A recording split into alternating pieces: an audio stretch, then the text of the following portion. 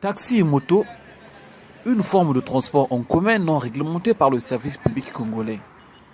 Ces transports constituent, d'après les habitants des quartiers Jacopango, Domaine et Kongoshi, comme étant une véritable source de secours pour eux.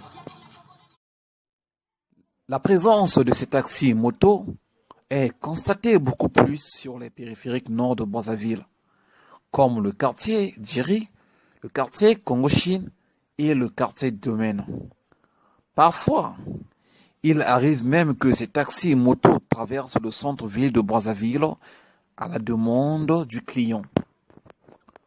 Face à une forte difficulté de circulation dans le quartier Jacopangolo, les taxis et motos parcourent même où les 4x4 n'arrivent pas à pénétrer. À l'esplanade de la télévision congolaise en Combo, les chauffeurs de taxis et motos sont obligés de travailler avec une certaine discrétion, car ils sont chassés, empêchés par la police comme raison.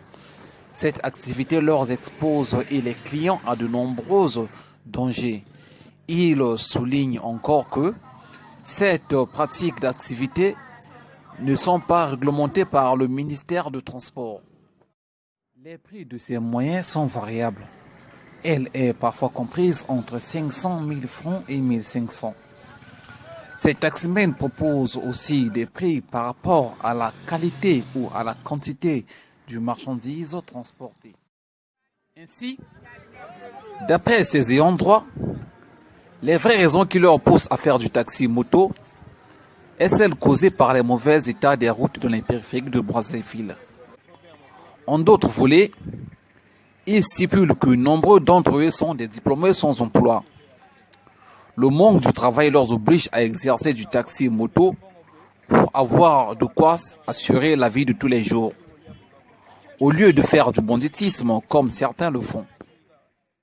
À Mikalo, par exemple, ces chauffeurs de taxi moto sont réunis sous forme d'une association avec un président à la tête chargé des affaires avec la police. C'est-à-dire, son travail consiste à plaider la cause des chauffeurs en cas d'accrochage ou infraction avec la police.